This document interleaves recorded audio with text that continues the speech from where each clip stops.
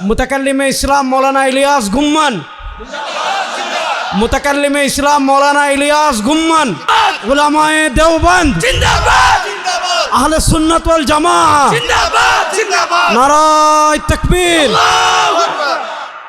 رسول اکرم صلی اللہ علیہ وسلم جب دنیا سے جانے لگے ہیں تو قرآن کی آیت نازل ہوئی ہے، اذا جاء نصر اللہ والفتح ورأیت الناس يدخلون فی دین اللہ افواجا۔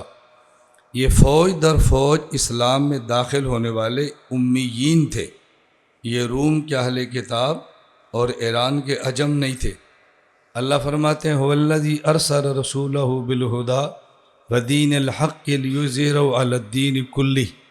ہم نے پیغمبر کو بھیجا جس نے دین حق کو تمام ادیان باطلہ پر غالب کرنا ہے۔ تو آپ نے جس دین کو جن ادیان باطلہ پر غالب فرمایا وہ ادیان وہ تھے جو جزیرہ عرب میں تھے۔ اللہ رب العزت نے اپنے پیغمبر کے بارے میں جو باتیں ارشاد فرمائی، ہمارا عقیدہ ہے کہ آپ دنیا سے کامیاب گئے ہیں۔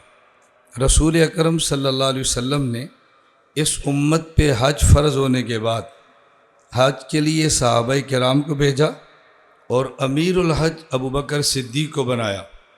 حضرت ابوبکر صدیق رضی اللہ تعالیٰ عنہ کا حج مکمل ہوا۔ آئندہ سال جب آپ حج کے لیے تشریف لے گئے تو اس سے پہلے آپ نے جزیرہ عرب میں اعلانات کروائے، صحابہ کی اطلاعات دی، میں خود حج کے لیے آ رہا ہوں۔ رسول اکرم صلی اللہ علیہ وسلم کے 1,24,000 کم و بیش صحابہ کرام یہ سارے حج میں آپ کے ساتھ تھے۔ آپ نے ان کو خطاب کر کے ارشاد فرمایا، بلغت ادیت، میں نے دین پہنچا دیا ہے۔ کن کو؟ امیین کو میں نے تمہیں پہنچا دیا ہے۔ ان سب نے کہا کہ آپ نے دین پہنچانے کا حق ادا فرمایا۔ پھر آپ نے فرمایا فَلْيُبَلِّغْ مِنْكُمُ الشَّاهِدُ الْغَائِبُ، یہ شاہد امیین ہیں اور غائب بات کے لوگ ہیں۔ تو آپ کی بعثت بلا واسطہ ان میں ہے جو شاہد ہیں، اور بلا واسطہ اور بالواسطہ ان میں ہیں جو غائب ہیں۔ رسول اکرم صلی اللہ علیہ وسلم کے دنیا سے تشریف لے جانے کے بعد 1.25 لاکھ صحابہ کرام نے حرمین کو چھوڑ دیا ہے، مکہ مدینہ کو چھوڑ دیا ہے، اپنے گھروں کو چھوڑ دیا ہے۔ کیوں؟ اس کی وجہ، بات توجہ سمجھو، اس کی وجہ کیا تھی؟ صحابہ کرام میں سے چند سو مکہ مکرمہ میں ہیں، چند ہزار مدینہ منورہ میں ہیں، باقی دنیا میں گئے ہیں۔ اور کون سی دنیا میں گئے ہیں؟ جب رسول اللہ صلی اللہ علیہ وسلم تشریف لائے اس وقت اس کرۂ ارض پہ تین بر اعظم وہ موجود تھے جو دستیاب تھے، جو نظر آ رہے تھے۔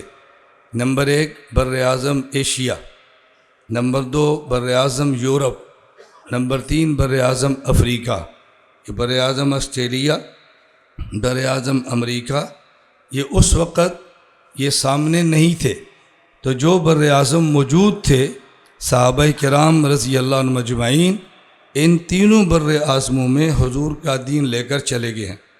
بر اعظم افریقہ پہنچے ہیں، بر اعظم یورپ پہنچے ہیں، بر اعظم ایشیا پہنچے ہیں، اور جہاں تک وہ جا سکے وہاں ساحل سمندر پہ اپنے گھوڑوں کے پاؤں سمندر کے پانی میں ڈال کر کہا، اے اللہ اس سے آگے دنیا ہے، ہمارے علم میں نہیں ہے، اس سے آگے ہوتا ہم آگے بھی پہنچتے۔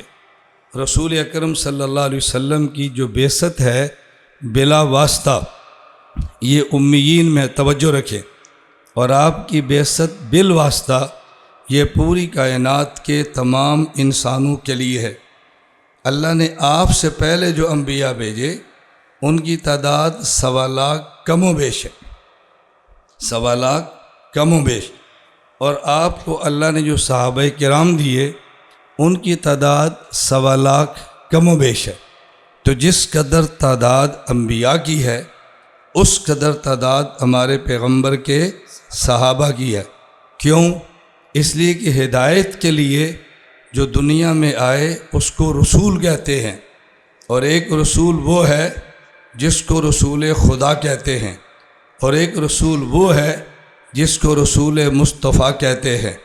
آدم سے لے کر حضرت رسول اکرم تک یہ رسول خدا ہیں، اور پیغمبر کے 1.25 لاکھ صحابہ یہ رسول مصطفیٰ ہیں۔ اللہ نے صحابہ کی تعداد انبیاء کے برابر رکھ کے اپنے محمد کو اعزاز بخشا ہے۔ اے محمد، یہ تیرا اعزاز ہے کہ جتنے نمائندے میرے ہیں اتنے نمائندے تیرے ہیں۔ جتنے نمائندے میرے ہیں اتنے نمائندے تیرے ہیں، یہ اعزاز بخشا ہے۔ اور صحابہ کرام رضی اللہ عنہم مجمعین نے پیغمبر کے دین کو لیا اور دنیا میں چلے گئے۔ اب ہماری بنیاد پورے دین کی نمبر 1 پیغمبر کی ذات پر ہے، نمبر 2 پیغمبر کے اصحاب پر ہے۔ کیوں؟ نبی نمائندہ خدا ہے اور صحابی توجہ رکھیں، نبی نمائندہ خدا ہے اور صحابی نمائندہ مصطفیٰ ہے۔ اگر پیغمبر امیین میں کام نہ کرتے اور افراد تیار نہ فرماتے، جزیرہ عرب میں دین کو غالب نہ فرماتے، تو پیغمبر کی ذات پر اعتراض تھا کہ حضور دنیا سے گئے اور ناکام گئے، الیاذ باللہ۔ توجہ رکھیں، حضور دنیا سے گئے اور ناکام گئے، الیاذ باللہ۔ ایک شخص وہ ہے، میں کسی کے نام نہیں لیتا، آپ سمجھتے جائیں، خود سمجھتے جائیں، مطالعہ فرماتے جائیں۔ ایک شخص وہ ہے کہ جس نے یہ دعویٰ کیا ہے کہ محمد دنیا سے ناکام گئے ہیں، الیاذ باللہ۔ توجہ، ایک شخص وہ ہے جو کہتا ہے محمد ناکام گئے ہیں، اور ایک وہ ہے جو کہتا ہے محمد کے صحابہ ناکام گئے ہیں۔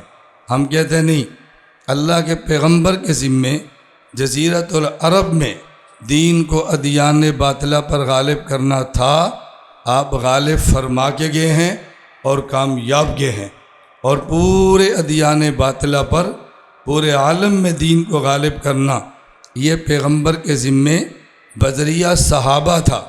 آپ نے صحابہ کو تیار کیا، اور صحابہ جب دنیا سے گئے تو دین اسلام تمام ادیان پر غالب تھا، تو پیغمبر نے دین کو ادیان باطلہ پر بلا واسطہ غالب کیا ہے جزیرہ عرب میں، اور بواسطہ صحابہ غالب کیا ہے پورے عالم میں۔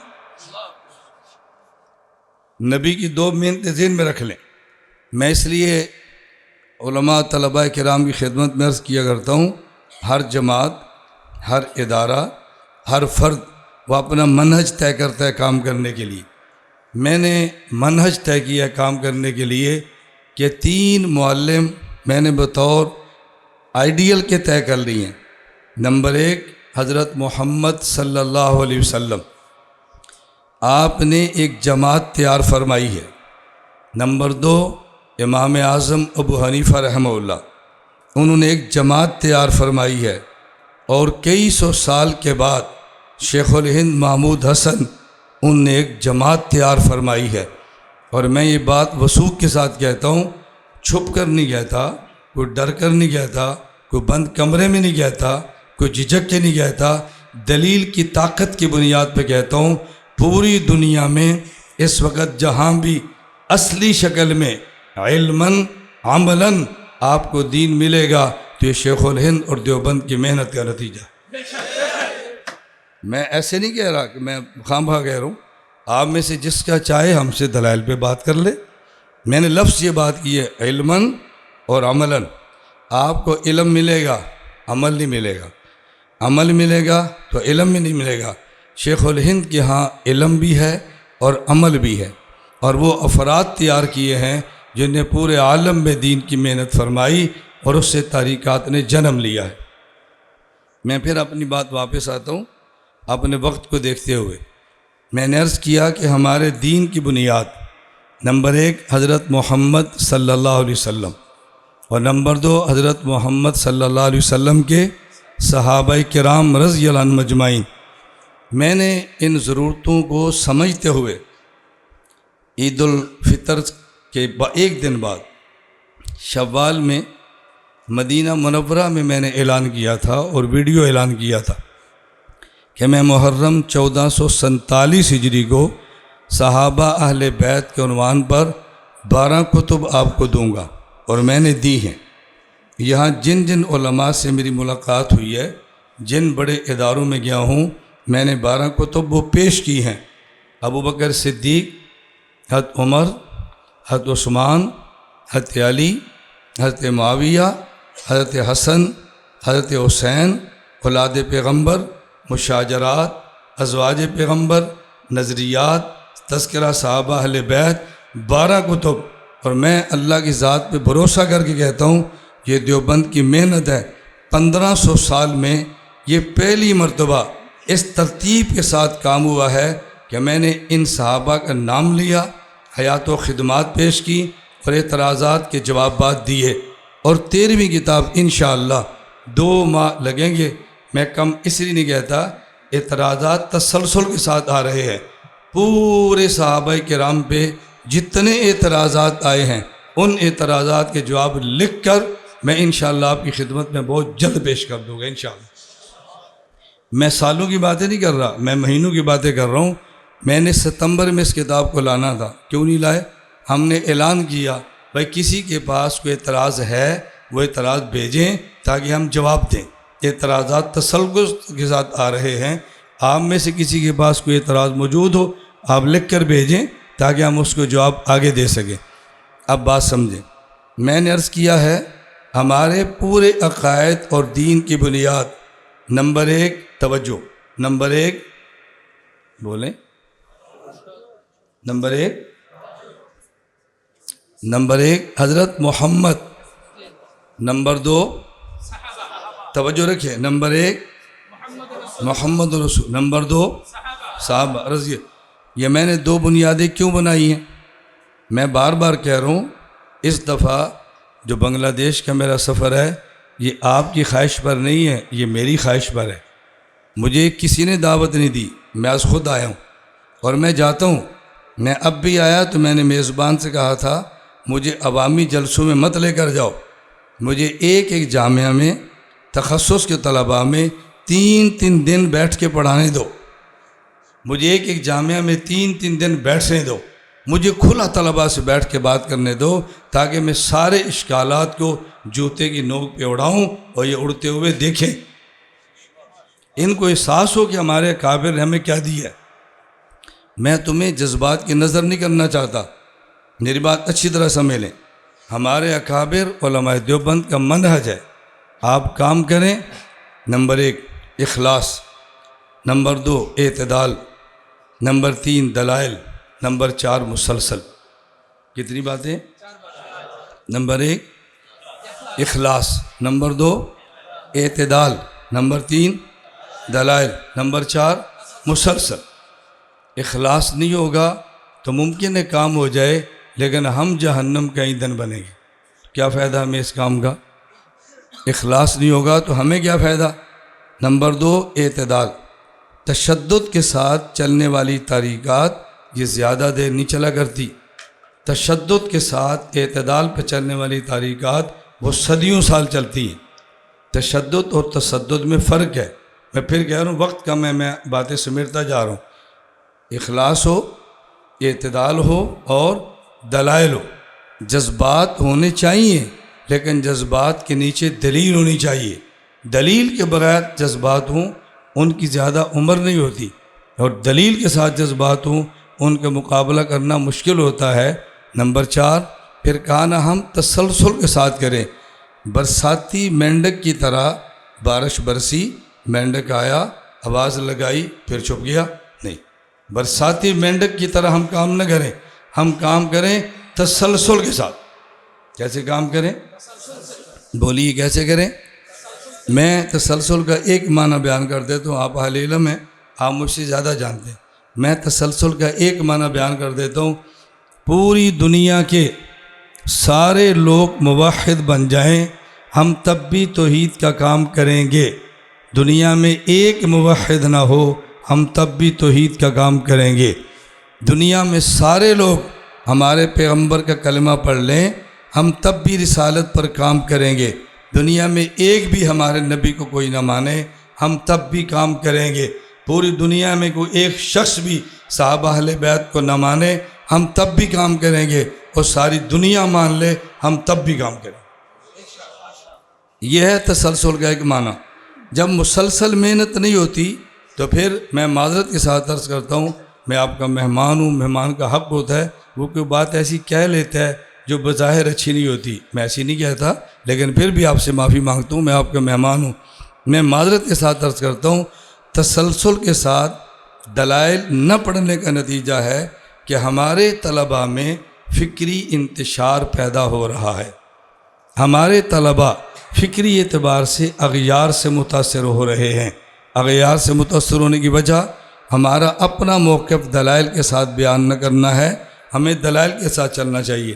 میں آخری بات اپنی بات سمیٹتے ہوئے کہتا ہوں، ہمارے پورے دین کی بنیاد نمبر 1 بولیے محمد رسول اللہ صلی اللہ علیہ وسلم، نمبر 2 صحابہ۔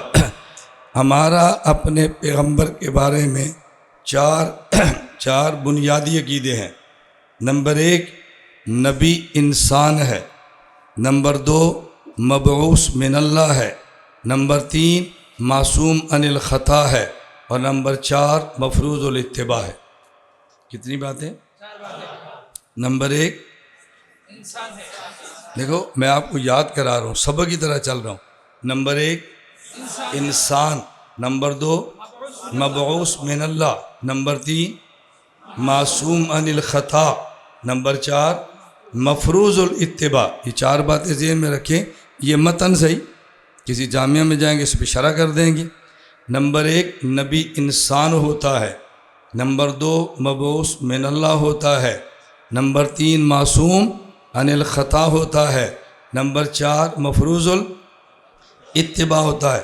صحابہ کے بارے میں جو ہم نے بنیادی نظریات، میں ہر ہفتہ بنگلہ دیش کا وقت 4 بجے ہر ہفتے کو 1 گھنٹہ بات کرتا ہوں، آن لائن کرتا ہوں، عقائد کی تفہیم پہ کرتا ہوں، ہر ہفتہ، اور رات 1.5 گھنٹہ عقائد پڑھاتا ہوں، لیکن درمیان میں صرف تنقید کرتا ہوں۔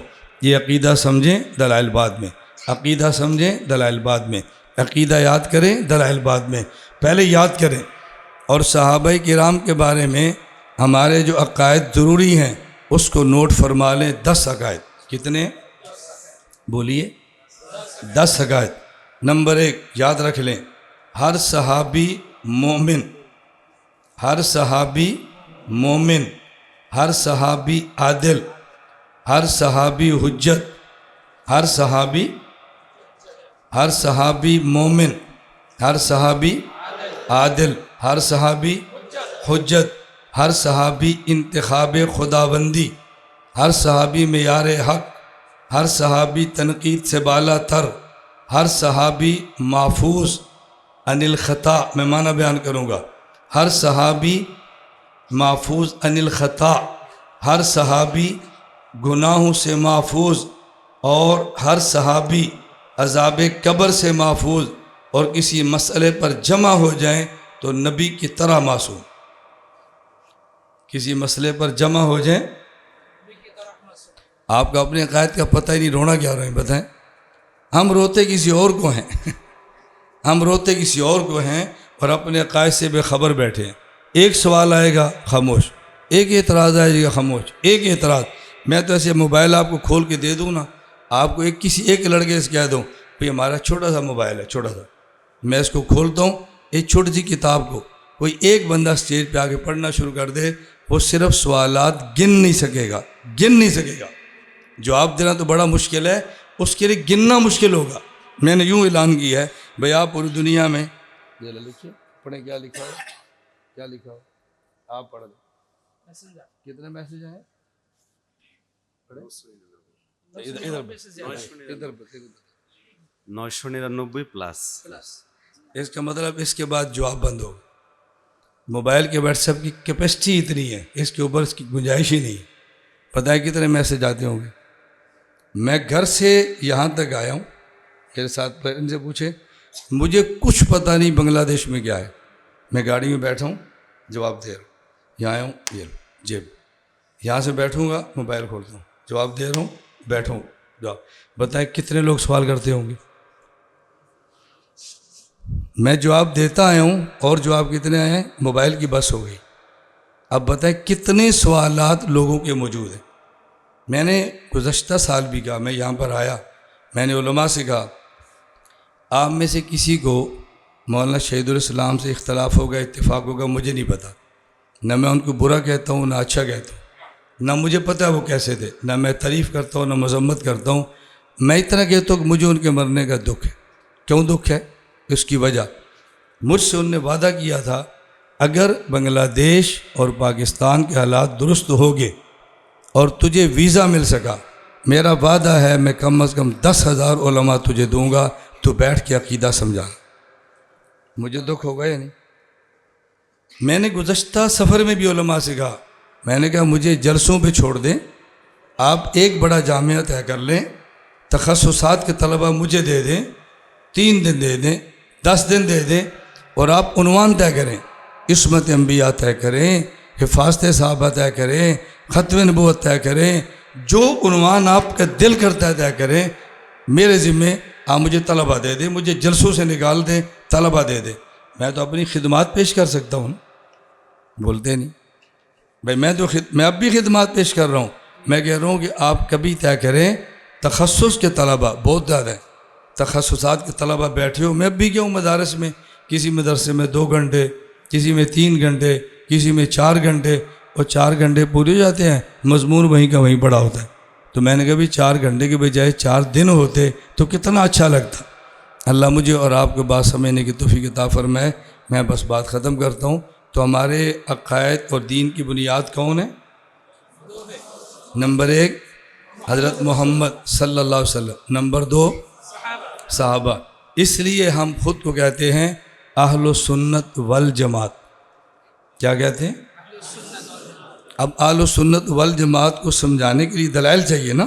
اہل السنت والجماعت، اہل السنت نسبت ہماری پیغمبر کی طرف ہے، والجماعت نسبت ہماری صحابہ کی طرف ہے.